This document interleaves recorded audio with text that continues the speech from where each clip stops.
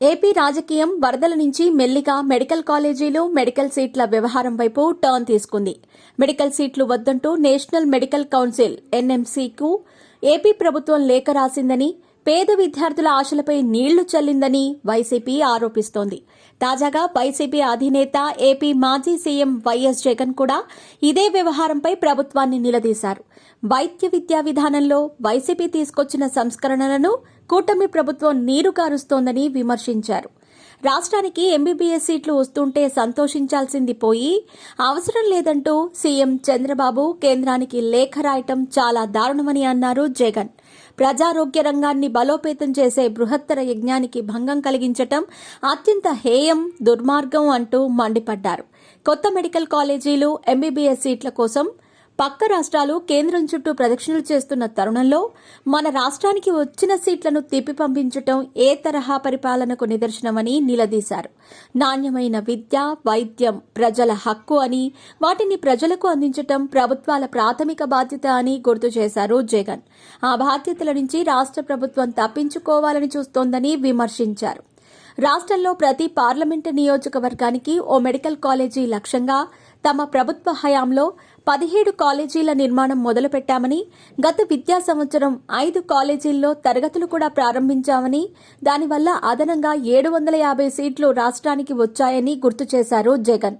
కొత్త ప్రభుత్వం కూడా తమలాగే కృషి చేసి ఉంటే మరో 750 సీట్లు ఈ ఏడాది వచ్చేవని, కానీ మెడికల్ కాలేజీలను ప్రైవేట్ పరం చేసే కుట్రతో సీట్లు వద్దంటూ ప్రభుత్వం కేంద్రానికి లేఖ రాసిందని అన్నారు. కోవిడ్ సంక్షోభంలో కూడా గత ప్రభుత్వం మెడికల్ కాలేజీల నిర్మాణాల కోసం 2,403 కోట్లు ఖర్చు చేసిందని గుర్తు చేశారు. ఎన్నికలకు ముందు మెడికల్ సీట్లన్నీ ఫ్రీ అని కూటమి నేతలు చెప్పారని, తీరా అధికారంలోకి వచ్చాక కాలేజీలను అమ్మేస్తున్నారని మండిపడ్డారు జగన్. ఇకనైనా చంద్రబాబు కళ్లు తెరిచి ఎన్ఎంసీకి రాసిన లేఖను వెనక్కి తీసుకోవాలని డిమాండ్ చేశారు.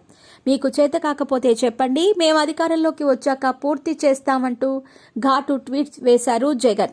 మొత్తం 8 పాయింట్లతో జగన్ వేసిన ట్వీట్కి టీడీపీ వెంటనే కౌంటర్ ఇచ్చింది.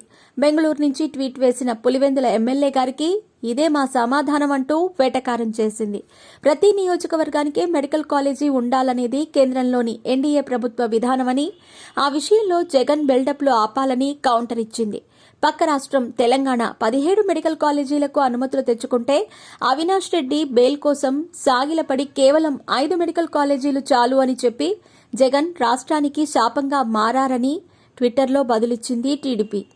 17 కొత్త వైద్య కళాశాలల ఏర్పాటుకు 8,480 కోట్లు అవసరమైతే జగన్ కేవలం 1,451 కోట్లు ఖర్చు పెట్టారని, మిగతా డబ్బులు దారి మళ్లించారని టీడీపీ ఆరోపించింది. అసలు బిల్డింగ్లే లేకపోతే అనుమతులు ఎవరిస్తారు, ఎలా ఇస్తారని సూటిగా ప్రశ్నించింది. వైసీపీ హయాంలో మెడికల్ కాలేజీల నిర్మాణం మాత్రమే ప్రారంభమైందని, భవనాలు లేక విద్యార్థులు ఇబ్బందులు పడుతున్నారని చెప్పింది. జగన్ అసమర్థత, చేతకాని దద్దమ్మ పాలన వల్లే 5 మెడికల్ కాలేజీలకు ఎన్ఎంసీ అనుమతి నిరాకరించిందని గుర్తు చేసింది. ఇక పులివెందుల కాలేజీ కోసం కనీసం లెటర్ ఆఫ్ పర్మిషన్ కూడా జగన్ తీసుకోలేదని ఎద్దేవా చేసింది. భవనాలు లేకపోవటం, బోధనా సిబ్బంది కొరత ఉండటంతో ఎన్ఎంసీ ప్రవేశాలకు అనుమతి నిరాకరించిందని క్లారిటీ ఇచ్చింది. గత టీడీపీ ప్రభుత్వంలో వైద్య రంగానికి 4% బడ్జెట్ కేటాయిస్తే దాన్ని 1% వైసీపీ ప్రభుత్వం తగ్గించిందని టీడీపీ ట్విట్టర్లో కౌంటర్ ఇచ్చింది.